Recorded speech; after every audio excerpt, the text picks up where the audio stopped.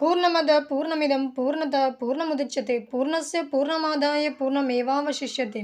ನನ್ನ ಆರಾಧ್ಯ ದೈವರಾದ ಪ್ರಾತಃಸ್ಮರಣೀಯ ನಡೆದಾಡ ದೇವರಾದ ಪೂಜ್ಯ ಸಿದ್ದೇಶ್ವರ ಸ್ವಾಮೀಜಿಯವರನ್ನು ನನ್ನ ಹೃದಯ ಕಮಲದಲ್ಲಿ ಅವರ ಚರಣವನ್ನು ಸ್ಮರಿಸಿಕೊಂಡು, ಜಗದಗಲ ಮುಗಿಲಗಲ ಮಿಗಿಲಗಲ ನಿಮ್ಮಗಲ, ಪಾತಾಳದಿಂದ ತತ್ತ ನಿಮ್ಮ ಶ್ರೀಚರಣ, ಬ್ರಹ್ಮಾಂಡದಿಂದ ತತ್ತ ನಿಮ್ಮ ಶ್ರೀಮುಕಟ, ಅಗಮ್ಯ ಅಗೋಚರ ಪ್ರತಿಮ ಲಿಂಗವೇ ಕೂಡಲ ಸಂಗಮ ದೇವ.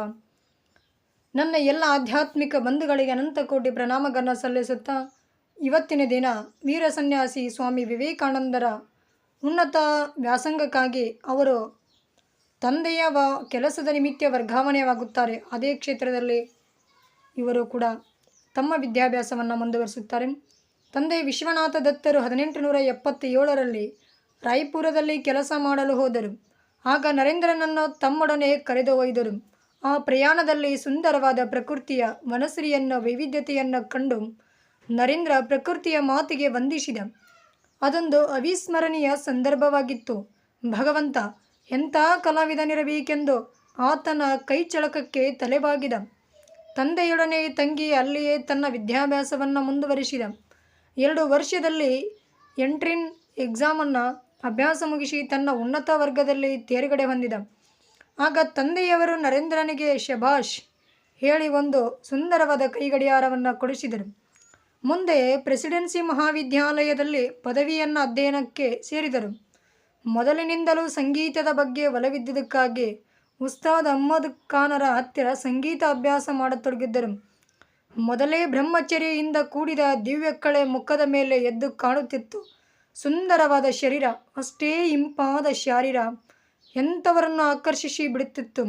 ಆ ಕಾಲೇಜಿನ ಪ್ರಾಚಾರ್ಯರಾದ ವಿಲಿಯಂ ಹೆಸ್ಟಿನ್ ಅವರು ಇಂಗ್ಲಿಷ್ ಬೋಧನೆಯಲ್ಲಿ ವರ್ಡ್ಸ್ವರ್ತ್ ಕವಿಯ ಭಾವ ಸಮಾಧಿಯ ಬಗ್ಗೆ ಹೇಳುವಾಗ, ಅದರಲ್ಲಿ ತನ್ಮಯನಾದ ನರೇಂದ್ರ ಒಮ್ಮಿಂದೊಮ್ಮೆಗೆ ಭಾವ ಸಮಾಧಿಗೆ ಹೋಗಿ ಬಿಡುತ್ತಾನೆ.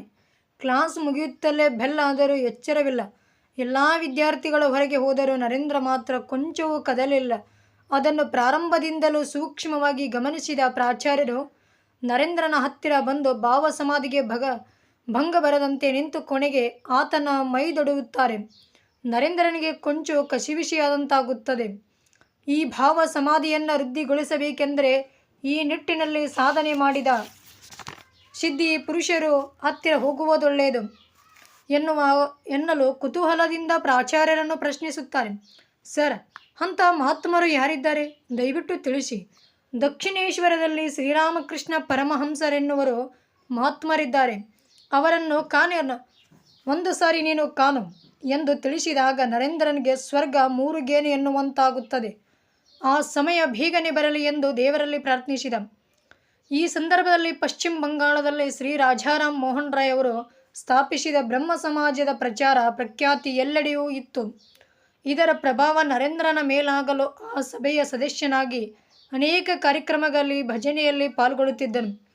ಈ ಕಾರ್ಯಕ್ರಮಕ್ಕೆ ಒಮ್ಮೆ ದೇವೇಂದ್ರನಾಥ ಟ್ಯಾಗೋರರು ಬಂದಿದ್ದರು. ದೇವರ ಅಸ್ತಿತ್ವದ ಬಗ್ಗೆ ಮನಮುಟ್ಟುವಂತೆ ಮಾತನಾಡಿದರು. ಸಭೆಯೇ ಮುಗಿದ ಬಳಿಕ ಟ್ಯಾಗೋರರು ನರೇಂದ್ರನನ್ನು ವಂದಿಸಿ, ದೇವರ ವಿಚಾರವಾಗಿ ಬಹಳ ಚೆನ್ನಾಗಿ ಮಾತನಾಡಿದ್ದೀರಿ. ಈ ಜಗತ್ತಿನಲ್ಲಿ ದೇವರು ಇದ್ದಾನೆಂದಾಯಿತು. ಆದರೆ ನೀವು ಆ ದೇವರನ್ನು ಕಂಡಿದ್ದೀರಾ ಎಂದು ಕೇಳಲು ಒಮ್ಮೆ ನರೇಂದ್ರನನ್ನು ದಿಟ್ಟಿಸಿ ನುಡಿದ ಅವರು ಮುಗುಳ್ನಕ್ಕು ತಲೆನೆವರಿಸಿ, ದೇವರಿರುವುದಂತೂ ನಿಜ, ಆದರಿನ್ನು ಆತನನ್ನು ಕಾಣುವ ಭಾಗ್ಯ ನನಗೆ ಲಭಿಸಿಲ್ಲ. ಮಗು, ನಿನಗೆ ಯೋಗಿಯ ಕಣ್ಣುಗಳಿವೆ. ಈ ನಿಟ್ಟಿನಲ್ಲಿ ನೀನು ಪ್ರಯತ್ನ ಮಾಡಿದರೆ ಖಂಡಿತವಾಗಿ ನೀನು ದೇವರನ್ನು ನೋಡುವೆ ಎಂದು ಹೇಳಿದಾಗ ನರೇಂದ್ರನಿಗೆ ಏನು ಮಾತನಾಡಬೇಕೆನ್ನುವುದೇ ತಿಳಿಯಲಿಲ್ಲ.